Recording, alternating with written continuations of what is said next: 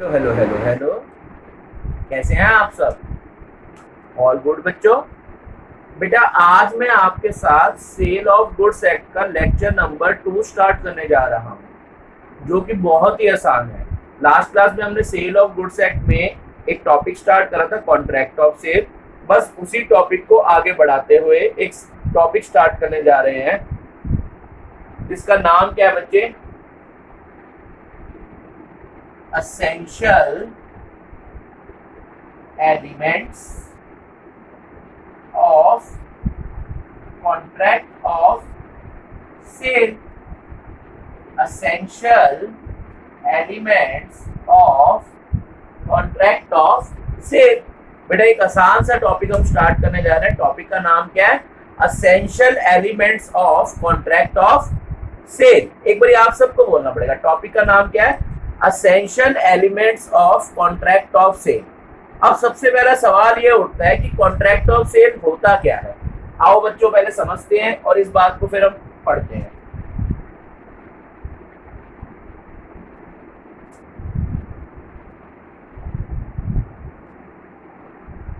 बेटा ये हो गया सेलर, ये हो गया बच्चे बायर। अच्छा, नोटिंग की आपको टेंशन नहीं लेनी बेटा। नोटिंग का काम मैं डिस्क्रिप्शन बॉक्स में एक लिंक लगा दूंगा, वो लिंक क्लिक कर कर आपको सारी क्लास की नोटिस मिल जाएंगी, क्लास नोट्स आपको मिल जाएंगे। नहीं तो ऑल्टरनेट वे ये है, आप साथ साथ जैसे जैसे मैं लिख रहा हूँ आप भी साथ साथ लिख सकते हैं, जैसा आपको सही लगे। दोनों ही रास्ते से आपको समझ जरूर आएगा, इस बात की बेटा गारंटी है। चलो हमने क्या स्टार्ट करा बेटा? आज एक टॉपिक स्टार्ट करा है। हमारे एक्ट का नाम है क्या?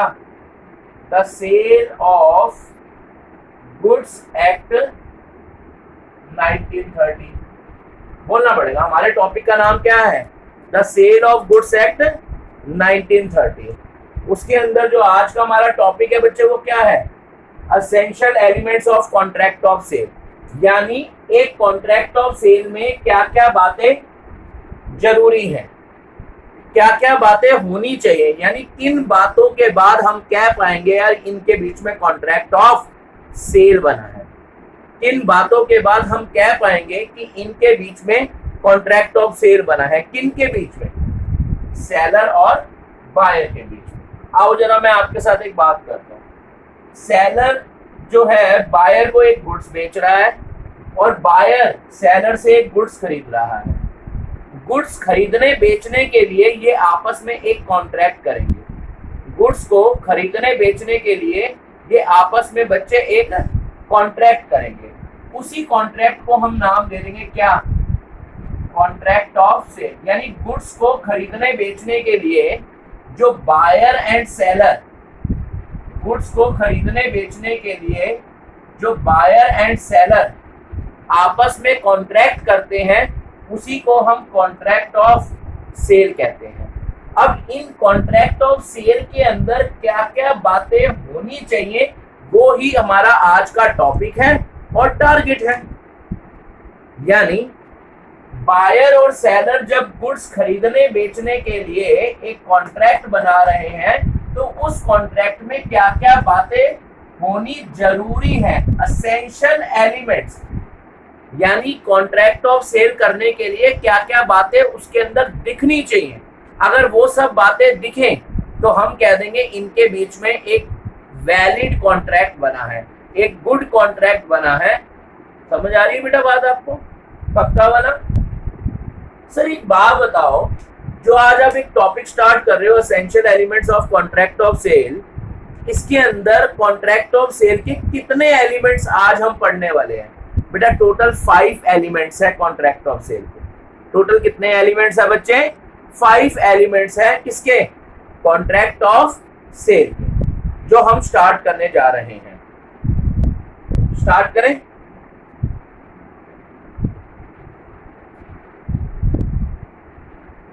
देखो, गुड्स को खरीदने बेचने के लिए 5 एलिमेंट होने चाहिए।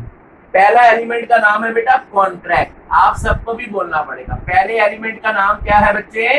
कॉन्ट्रैक्ट। बोलना पड़ेगा, पहले एलिमेंट का नाम क्या है बच्चे? कॉन्ट्रैक्ट। सर अब ये कॉन्ट्रैक्ट क्या होता है? अब ये कॉन्ट्रैक्ट क्या होता है, मैं आपको एक एग्जांपल से समझाता हूं।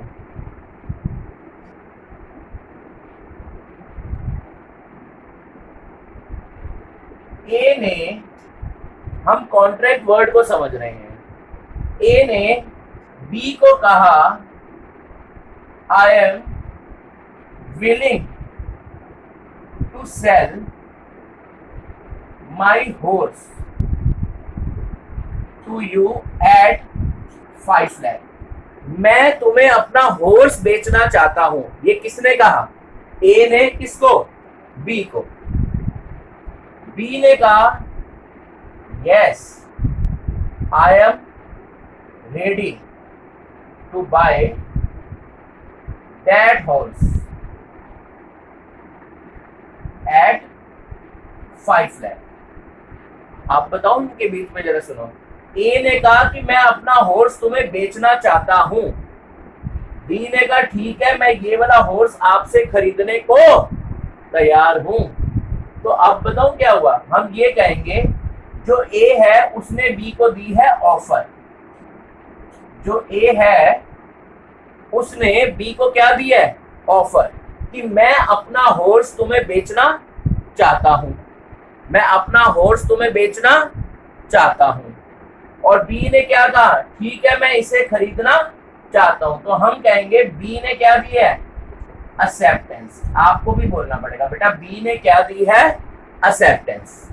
बोलना पड़ेगा, बी ने क्या दी है? एक्सेप्टेंस। तो जब ए ने ऑफर दी और बी ने क्या दी? अपनी एक्सेप्टेंस। तो ऑफर प्लस एक्सेप्टेंस मिलकर बताओ क्या बन जाते हैं? एग्रीमेंट। ऑफर प्लस एक्सेप्टेंस मिलकर क्या बन जाते हैं बेटा? एग्रीमेंट। आप सबको भी बोलना पड़ेगा, ऑफर प्लस एक्सेप्टेंस मिलकर क्या बन जाते हैं? एग्रीमेंट। अब दोनों को ना, ए को और बी को, इस बात को लेकर शक है कि कल को ए अपनी बात से पीछे ना हट जाए या बी अपनी बात से पीछे ना हट जाए। दोनों को इस बात का डर है। तो दोनों ने क्या कहा? दोनों ने ये कहा कि यार ये बात ना एक स्टैम्प पेपर पे लिख लेते हैं कि मैं तुझे ये चीज बेचूंगा और तू मुझे ये, मैं तुझसे ये चीज खरीदूंगा। दोनों की बात हमने ना स्टैम्प पेपर पे लिखवा दी, ताकि कोई भी बंदा बाद में ना ए ना बी अपनी बात से पीछे हट सके।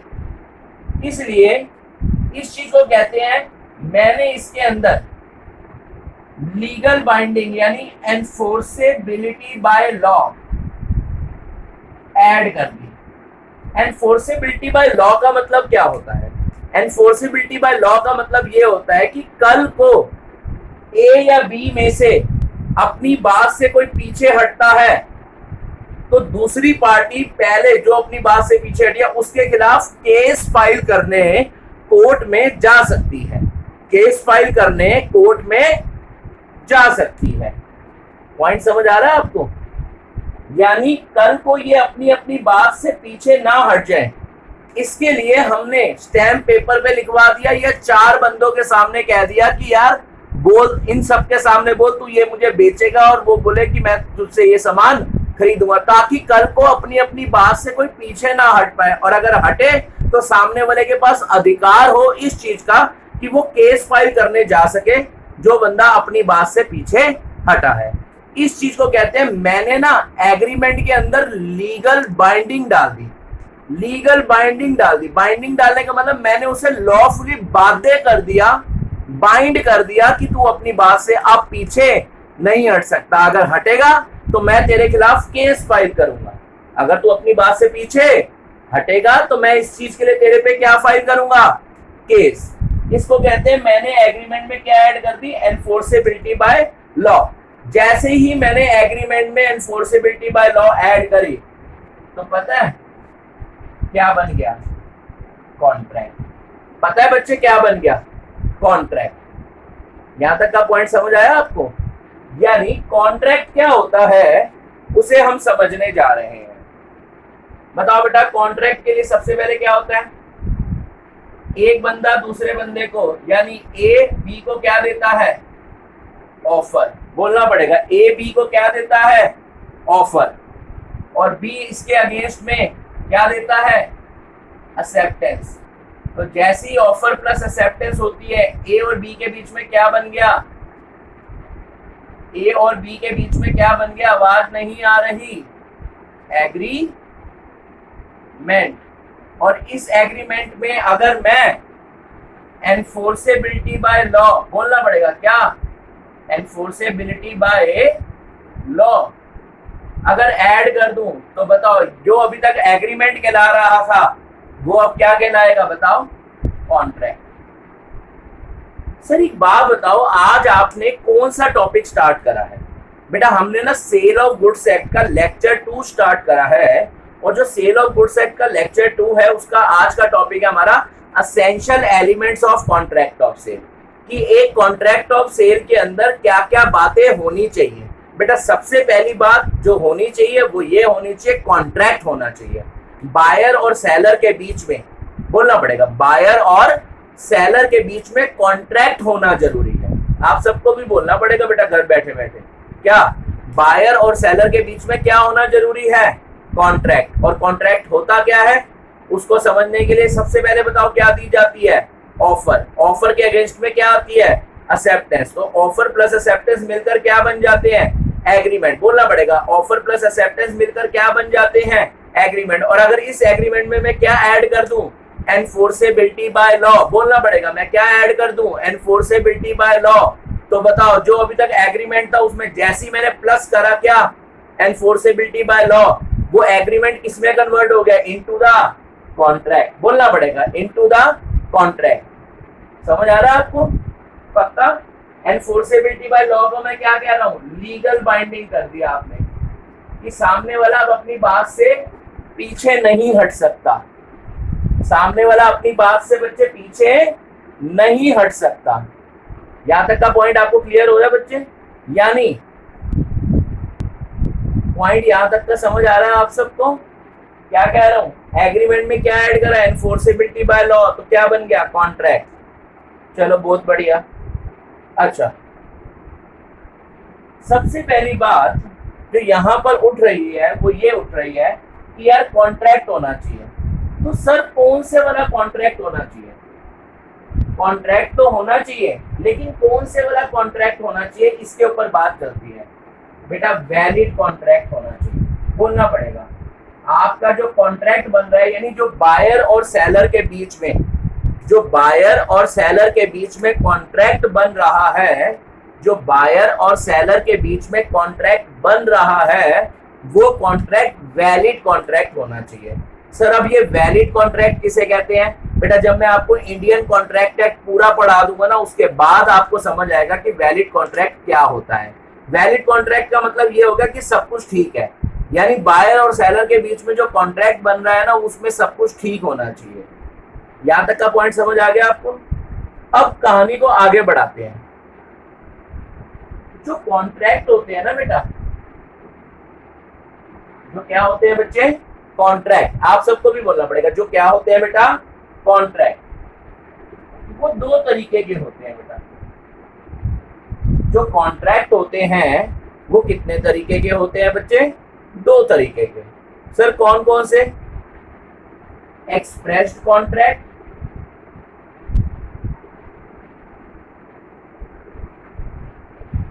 एक्सप्रेस्ड कॉन्ट्रैक्ट, और दूसरे होते हैं बेटा इम्प्लाइड कॉन्ट्रैक्ट। कॉन्ट्रैक्ट बच्चे दो तरीके के होते हैं, कौन कौन से? एक्सप्रेस्ड कॉन्ट्रैक्ट और इम्प्लाइड कॉन्ट्रैक्ट। सर ये एक्सप्रेस्ड कॉन्ट्रैक्ट कौन से होंगे और इम्प्लाइड कॉन्ट्रैक्ट कौन से होंगे, उसके ऊपर पहले बात करो। बेटा जो एक्सप्रेस्ड कॉन्ट्रैक्ट होते हैं वो दो तरह के होते हैं, ओरल और रिटन। सर हमें एग्जाम्पल दो, हमें तभी ही समझ आएगा। जैसे आप किसी दुकान पर गए और जाकर कह रहे हैं कि भैया एक मुझे रजिस्टर देना, उस बंदे ने आपको रजिस्टर दिया, आपने उसको पैसे दिए, तो यहां पर भी एक कॉन्ट्रैक्ट ऑफ सेल बना है, यहां पर भी कॉन्ट्रैक्ट ऑफ सेल बना है, यहां पर भी बच्चे कॉन्ट्रैक्ट ऑफ सेल बना है। लेकिन कैसे बना है? ओरली। ओरली का मतलब बाय माउथ, यानी यहाँ पर भी कॉन्ट्रैक्ट ऑफ सेल बना है बाय माउथ, और जब बाय माउथ बनता है तो मैं कहता हूं यार बायर और सेलर के बीच में क्या बना है, ओरल कॉन्ट्रैक्ट। समझ रहे?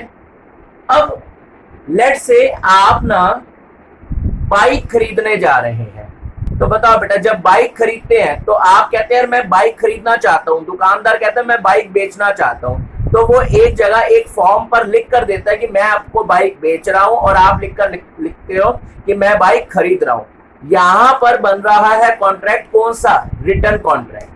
आपको भी बोलना पड़ेगा कौन सा बन रहा है, रिटर्न कॉन्ट्रैक्ट। जब इन राइटिंग कॉन्ट्रैक्ट बनाया जाता है, जब इन राइटिंग कॉन्ट्रैक्ट बनाया जाता है ना, तो मैं उसे रिटर्न कॉन्ट्रैक्ट कहता हूं। चाहे बेटा ओरल था या रिटर्न था, दोनों में आप एक्सप्रेस कर रहे हो मैं खरीदना चाहता हूं और मैं बेचना चाहता हूं। अब आप एक्सप्रेस कैसे कैसे कर सकते हो, बाय माउथ भी कर सकते हो और इन राइटिंग भी एक्सप्रेस कर सकते हो। समझ आ रही बात आपको? पक्का? अभी तक की बात है। हमारे एक्ट का नाम जो हमने स्टार्ट करा उसका नाम क्या बताओ, the sale of goods act 1930। आप सबको भी बोलना पड़ेगा, हमने जो एक्ट स्टार्ट करा उसका नाम क्या है बच्चे, the sale of goods act 1930। उसके अंदर हमारा आज का टॉपिक कौन सा बेटा, essential elements of contract of sale. आज का जो टॉपिक है उसका नाम क्या है बच्चे, essential elements of contract of sale. यानी गुड्स खरीदने बेचने के लिए जो बायर एंड सेलर के बीच में कॉन्ट्रैक्ट बनता है उसके अंदर क्या क्या बातें होनी चाहिए। मैंने आपको पहले ही बता दिया है, टोटल 5 बातें होनी चाहिए जब भी बायर और सेलर के बीच में गुड्स खरीदने बेचने के लिए कॉन्ट्रैक्ट बन रहा है। पॉइंट समझ आ रहा है? और बायर और सेलर के बीच में जो गुड्स खरीदने बेचने के लिए कॉन्ट्रैक्ट बनता है उसी कॉन्ट्रैक्ट को हम कॉन्ट्रैक्ट ऑफ सेल कहते हैं। अब 5 एलिमेंट जो मैंने पढ़ाने थे उसमें से फर्स्ट एलिमेंट बच्चे मैंने स्टार्ट भी कर दिया है। फर्स्ट एलिमेंट का नाम क्या है बताओ, फर्स्ट एलिमेंट का नाम क्या है बताओ, कॉन्ट्रैक्ट। वेरी गुड, सभी ने सही बोला। पहले एलिमेंट का नाम क्या है बच्चे, कॉन्ट्रैक्ट। यानी कॉन्ट्रैक्ट का होना जरूरी है। कॉन्ट्रैक्ट ऑफ सेल में कॉन्ट्रैक्ट का होने जरूरी है। और कॉन्ट्रैक्ट का मतलब क्या होता है बताओ बेटा, ऑफर प्लस एक्सेप्टेंस मिलकर क्या बन जाता है, एग्रीमेंट। और एग्रीमेंट में क्या ऐड कर दूं, एनफोर्सेबिलिटी बाय लॉ। तो बताओ जैसे ही मैंने एग्रीमेंट में एनफोर्सेबिलिटी बाय लॉ यानी लीगल बाइंडिंग ऐड करी तो वो क्या बन गया बताओ, कॉन्ट्रैक्ट बन गया। अब कॉन्ट्रैक्ट कई तरीके के होते हैं। पहला तरीका मैंने अभी आपके साथ सिखाया है वो क्या है, एक्सप्रेस्ड कॉन्ट्रैक्ट। आप सबको बोलना पड़ेगा बेटा, पहला तरीका जो मैंने आपको कॉन्ट्रैक्ट का सिखाया है वो क्या है, एक्सप्रेस्ड। जहां पर आप खुद बोल रहे हैं या लिख कर कह रहे हैं कि मैं गुड्स बेचना चाहता हूं और मैं गुड्स खरीदना चाहता हूं। जब आप ओरली बोल रहे हैं, बाय माउथ बोल रहे हैं, तो मैं बोलूंगा ओरल कॉन्ट्रैक्ट बन रहा है। और जब आप इन राइटिंग में बना रहे हैं तो रिटर्न कॉन्ट्रैक्ट बन रहा है। दोनों ही केस में आप एक्सप्रेस कर रहे हैं। अब बात आती है इम्प्लाइड कॉन्ट्रैक्ट की। बात किसकी आती है बेटा, इम्प्लाइड कॉन्ट्रैक्ट की। आप सबको बोलना पड़ेगा बेटा, बात किसकी आती है, इम्प्लाइड कॉन्ट्रैक्ट। सर ये इम्प्लाइड कॉन्ट्रैक्ट कौन सा होता है, अब इम्प्लाइड कॉन्ट्रैक्ट ये कौन सा होता है, ठीक है ना। एक एग्जांपल से आपको समझाता हूं। लेट्स से एक बच्चे का नाम ले लेते हैं, यह पात्र काल्पनिक है, इसका वास्तविक जीवन से कोई संबंध नहीं है, ठीक है ना। चलो लेट्स से तुषार 14 फेब के लिए, 14 फेब आपको सबको पता ही है बेटा, प्रिय दिन। 14 फेब के लिए आर्चिस गैलरी जाता है कोई गिफ्ट खरीदने। अब तुषार जब गिफ्ट खरीदने गया है तो बताओ बेटा, माइंड में 100 बातें चल रही हैं, इसका ध्यान नहीं रहा और अचानक से इसका हाथ किसी कांच की आइटम पर लगता है और जैसे ही लगता है बेटा वो चीज नीचे गिर के ब्रेक हो जाती है। तुषार ने इधर देखा कोई नहीं, उधर देखा कोई नहीं। तुषार भागते हुए दुकान के बाहर निकल रहा है। बेटा दुकानदार ने पकड़ लिया, हाँ भी कहाँ जा रहे हो, ये सामान तुमने तोड़ दिया, ये तुम्हें खरीदना ही होगा। बताओ तुषार कह रहा है मैं तो नहीं खरीद पाऊंगा, मैंने तो आपको कहा ही नहीं है कि मैंने खरीदना है। दुकानदार ने 2 लगाई, कह रहे सर इधर तो 2 लगाई, मजा आया, इधर भी लगाओ, बैलेंस शीट मैच हुए। उसने दुकानदार ने उधर से भी 2 लगाई। कह रहे हैं, दुकानदार कह रहा है भैया साडा हक एथे रख, बोलना पड़ेगा। दुकानदार क्या कह रहा है, साडा हक एथे रख, यानी तुषार ये चीजें तुझे खरीदनी ही पड़ेगी, ये चीज तुझे खरीदनी ही पड़ेगी। बताओ यहां पर तुषार ने एक्सप्रेस करा है? नहीं, यहां पर अपने आप कॉन्ट्रैक्ट बन गया है। कुछ रिश्ते जैसे बनाए नहीं जाते बन जाते हैं, वैसे ही कुछ कॉन्ट्रैक्ट बनाए नहीं जाते बन जाते हैं। यहां पर इम्प्लाइड कॉन्ट्रैक्ट वही है। इम्प्लाइड कॉन्ट्रैक्ट कौन सा होता है बेटा? Presumed by law. आप सबको बोलना पड़ेगा, इम्प्लाइड कॉन्ट्रैक्ट कौन सा होता है बच्चे? Presumed by law.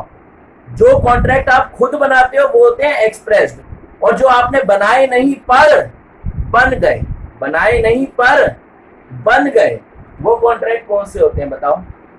Implied contract. Implied contract ऐसे कॉन्ट्रैक्ट जो लॉ ने मान कर चल रहा है, जो लॉ मान कर चल रहा है, भाई ये तो कॉन्ट्रैक्ट है तुम्हारे बीच में, समझ गए?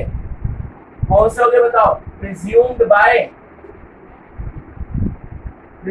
By law. ऐसे कॉन्ट्रैक्ट जो बनाए नहीं गए बन गए हैं, जैसे कुछ रिश्ते बनाए नहीं जाते बन जाते हैं, वैसे ही कुछ कॉन्ट्रैक्ट बनाए नहीं जाते बन जाते हैं। ऐसे कॉन्ट्रैक्ट को हम क्या कहते हैं बताओ? Implied contract. सर हमारा भी मन है हम भी बोले, ऐसे कॉन्ट्रैक्ट को हम क्या कहते हैं? Implied contract. सर हमारे से एक बार प्लीज प्लीज प्लीज बुलवाओ ना। ठीक है बच्चे, अब की बारी आप ही बोल रहे हैं क्या? ऐसे कॉन्ट्रैक्ट को हम क्या कहते हैं? Implied contract. तो इम्प्लाइड कॉन्ट्रैक्ट जिंदगी भर आपको याद रहेगा। कौन सा होता है? एग्जाम्पल में लिख लो, Tushar at Archies. Tushar at Archies. Point समझ आ रहा है आपको? पक्का? पहला एलिमेंट क्या है बेटा? कॉन्ट्रैक्ट। और कॉन्ट्रैक्ट कैसे बनता है? सबसे पहले क्या दी जाती है? ऑफर। ऑफर में क्या ऐड करूं? एक्सेप्टेंस। तो क्या बन गया? एग्रीमेंट। एग्रीमेंट में क्या ऐड करूं? Legal enforceability by law. Agreement में जैसी legal enforceability by law add करी तो क्या बन गया इनके बीच में? कॉन्ट्रैक्ट। अब वो कॉन्ट्रैक्ट दो तरह के होते हैं, एक्सप्रेस्ड और इम्प्लाइड। जब आप खुद बना रहे हैं कॉन्ट्रैक्ट तो एक्सप्रेस्ड, जब अपने आप बन रहे हैं तो वो क्या हो गया? इम्प्लाइड। पॉइंट समझ आ रहा है आपको? पक्का वाला?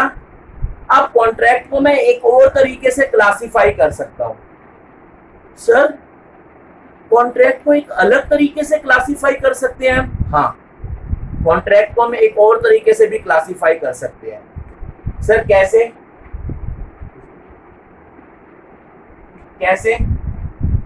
कॉन्ट्रैक्ट को सर हमें ना बहुत ज्यादा नोटिंग की टेंशन हो रही है, हमें बहुत ज्यादा नोटिंग की टेंशन हो रही है बेटा। दो तरीके हैं, या तो साथ के साथ लिख दो, नहीं तो पूरा लेक्चर समझने के बाद आपको डिस्क्रिप्शन बॉक्स में नीचे मिल ही जाएगा, या आप पहले डिस्क्रिप्शन बॉक्स से नोटिंग कर लेना और साथ साथ फिर समझते जाना। दो तीन रास्ते हैं, जैसे आपको सही लगे बेटा। वैसे तो मैं आपको जो मैं बोल रहा हूँ आपके माइंड में फिट हो रहा है, लेकिन फिर भी आपको नोटिंग जरूर करनी है। नोटिंग के रास्ते या तो साथ साथ लिखो, या डिस्क्रिप्शन बॉक्स से पहले ही लिख लो, या लेक्चर सुनने के बाद में डिस्क्रिप्शन बॉक्स से लिख लो। पॉइंट समझ आ रहे हैं आप सबको? पक्का? अब मैं कॉन्ट्रैक्ट को एक अलग तरीके से क्लासिफाई कर रहा हूँ। अच्छा, मुझे ये पता चला है कुछ बच्चे वीडियो तो देख रहे हैं लेकिन चैनल सब्सक्राइब नहीं कर रहे। बेटा जरूर चैनल सब्सक्राइब करो, क्योंकि मैं इस पे जब वीडियो डालूंगा बेल आइकन जरूर दबाओ। जब मैं वीडियो डालूंगा बेटा आपके पास अपडेशन आ जाएगी और आपको पता चल जाएगा कि न्यू वीडियो डली है और आप उसको देख पाएंगे। ठीक है ना? आपके बेटा चैनल सब्सक्रिप्शन करनी आपके लिए बहुत ज्यादा जरूरी है बेटा, या आपके भले के लिए ही सब कुछ करा जा रहा है। सर हम आपका चैनल सब्सक्राइब कर देंगे। बेटा सिर्फ सब्सक्राइब ही नहीं, शेयर भी करो, क्योंकि लॉकडाउन के दौरान बच्चों को पढ़ने के लिए मटेरियल नहीं मिल रहा और मैं एक अच्छा मटेरियल आपके लिए और आपके फ्रेंड्स के लिए प्रोवाइड कर रहा हूँ। तो आप सब इसको ज्यादा से ज्यादा अपने फ्रेंड्स में भी शेयर करें। ओके, चलें अब आगे आ जाओ। कॉन्ट्रैक्ट को मैं किसी और तरीके से भी क्लासिफाई कर सकते हो बेटा। इस समय मटेरियल जितना आप बच्चों को प्रोवाइड करेंगे बेटा, कर भला तो हो भला। अगर आप भला करेंगे, इसको शेयर करेंगे, कोई बच्चे को पढ़ाएंगे, तो आपकी बेटा अपने आप ही सीए फाउंडेशन में रैंक आने के चांसेस बढ़ जाएंगे। ऐसा मैं दिल से कह रहा हूं। आ जाओ। कॉन्ट्रैक्ट को एक और तरीके से क्लासिफाई भी कर सकते हैं।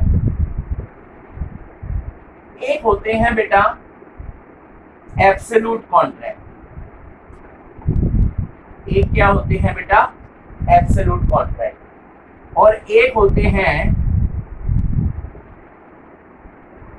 क्वालिफाइड या कंडीशनल कॉन्ट्रैक्ट। है बेटा ये कॉन्ट्रैक्ट ही, लेकिन एक अलग तरीके से भी बता सकते हैं। जैसे मैं आपकी बात करूं तो मैं आपको अलग अलग तरीके से क्लासिफाई कर सकता हूं, वो आप ही देखो, आप लिटरेट हैं या इलिटरेट हैं, तो मैं कहूंगा आप लिटरेट हैं। आपको मैंने क्लासिफाई करा लिटरेसी के बेसिस पे। अब मैंने कहा कि आप मेल है या फीमेल है, मैंने आपको मतलब आपके सेक्स के बेसिस पे क्लासिफाई करा कि मेल है या फीमेल है, ठीक है ना। अच्छा, आप ग्रेजुएट हैं या अंडर ग्रेजुएट हैं, मैंने आपकी एजुकेशन के बेसिस पे आपको क्लासिफाई करा। यानी कहने का मतलब एक चीज को आप मल्टीपल तरीके से क्लासिफाई कर सकते हैं। ऐसे ही मैं कॉन्ट्रैक्ट को एक और तरीके से क्लासिफाई कर रहा हूं। सर कैसे कर रहे हो, इधर आओ। दूसरे तरीके से कॉन्ट्रैक्ट को ऐसे भी कह सकते हैं कि कॉन्ट्रैक्ट एब्सोल्यूट भी हो सकते हैं और क्वालिफाइड कॉन्ट्रैक्ट भी हो सकते हैं। सर हमें ना समझाना प्लीज कि क्वालिफाइड कॉन्ट्रैक्ट कौन से होते हैं और एब्सोल्यूट कॉन्ट्रैक्ट कौन से होते हैं। जरा सुनना, जिन भी कॉन्ट्रैक्ट में इफ लग जाता है, जिन भी कॉन्ट्रैक्ट में इफ लग जाता है वो कॉन्ट्रैक्ट क्वालिफाइड हो जाता है। सर इफ का मतलब जिस भी कॉन्ट्रैक्ट में आप एक शर्त रख देते हो ना कि अगर ऐसा होगा तो मैं तेरे साथ कॉन्ट्रैक्ट करूंगा, नहीं तो नहीं। अगर ऐसा होगा, जैसे मैंने कहा अगर मैं 1 अगस्त तक न्यू कार ले आया, अगर मैं 1 अगस्त तक न्यू कार ले आया तो मैं अपनी पुरानी कार तुझे बेच दूंगा। अगर मैं 1 अगस्त तक न्यू कार ले आया तो मैं अपनी पुरानी कार तुझे बेच दूंगा। बताओ बेटा पुरानी कार कब बिकेगी, पुरानी कार वो कब बेचेगा, अगर उसे नई कार मिलेगी। यानी जिस भी कॉन्ट्रैक्ट में इफ अगर लग जाता है वो कॉन्ट्रैक्ट कौन से होते हैं बताओ, क्वालिफाइड या कंडीशनल। और जिसमें कोई अगर मगर नहीं है, सीधा सीधा कॉन्ट्रैक्ट है। आप दुकान पे गए, मैगी खरीदी, मैगी वाले को पैसे दिए और मैगी उठाकर ले आए। बताओ बेटा दुकानदार ने यहाँ पर कोई अगर मगर करी नहीं, पैसे लिए आपको चीज दे दी। तो ऐसे कॉन्ट्रैक्ट कौन से होंगे, एब्सोल्यूट कॉन्ट्रैक्ट। बोलना पड़ेगा, ऐसे कॉन्ट्रैक्ट कौन से होंगे, एब्सोल्यूट कॉन्ट्रैक्ट। यानी जिन कॉन्ट्रैक्ट में शर्तें होती हैं वो कॉन्ट्रैक्ट कौन से होते हैं बताओ, कंडीशनल। और जिनमें शर्तें नहीं होती वो कौन से होते हैं, एब्सोल्यूट। जिनमें शर्तें होती हैं कि ऐसा करोगे तो ही कॉन्ट्रैक्ट होगा, नहीं तो नहीं, ठीक है, तो वो क्या हो गया, कंडीशनल। और जिसमें नो अगर मगर वो क्या हो गया, एब्सोल्यूट। यानी जिन कॉन्ट्रैक्ट में कंडीशंस यानी इफ बट हुआ होता है, इफ का मतलब अगर लिखा हुआ है, ऐसी कोई शर्तें हैं, यानी जिन कॉन्ट्रैक्ट में शर्तें लिखी होती हैं वो कौन से होते हैं बताओ, कंडीशनल कॉन्ट्रैक्ट। और जिसमें कोई भी शर्तें नहीं है,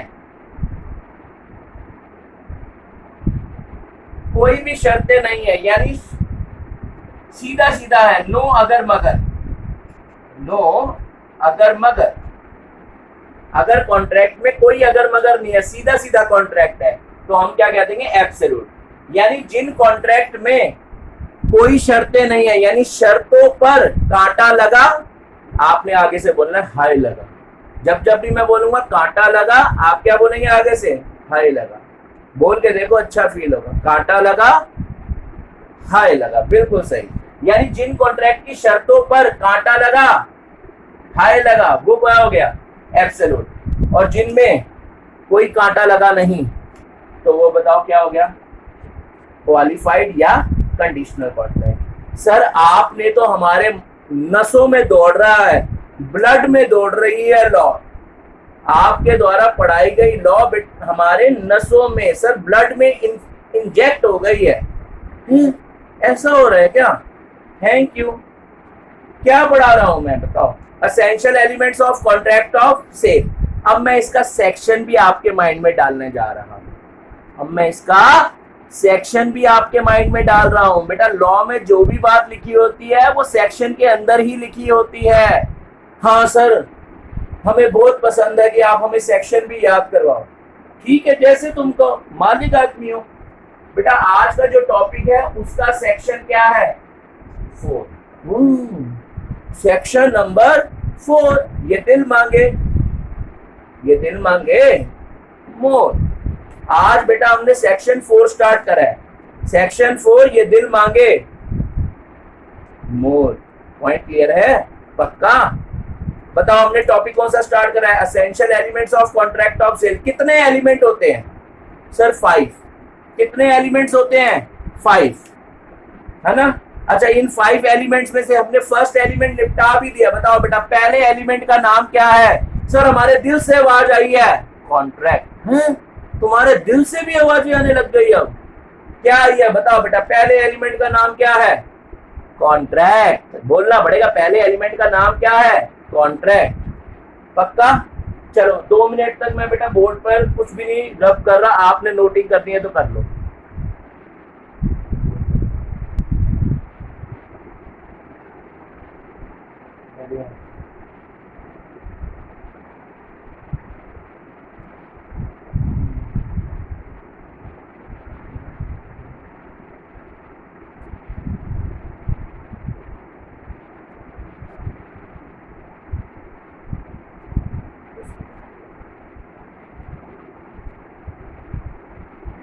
बेटा ये वाला पोर्शन आपने नोट कर लिया?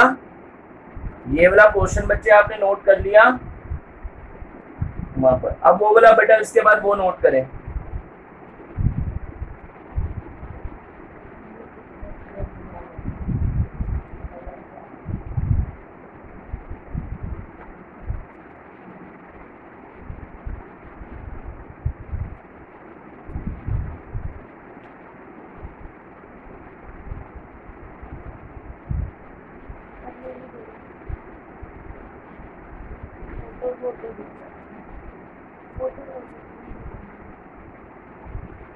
बेटा इसके बाद आप ये नोट कर लें। वैसे जो बच्चे डिस्क्रिप्शन बॉक्स देख चुके हैं उन्हें कोई टेंशन नहीं हो रही।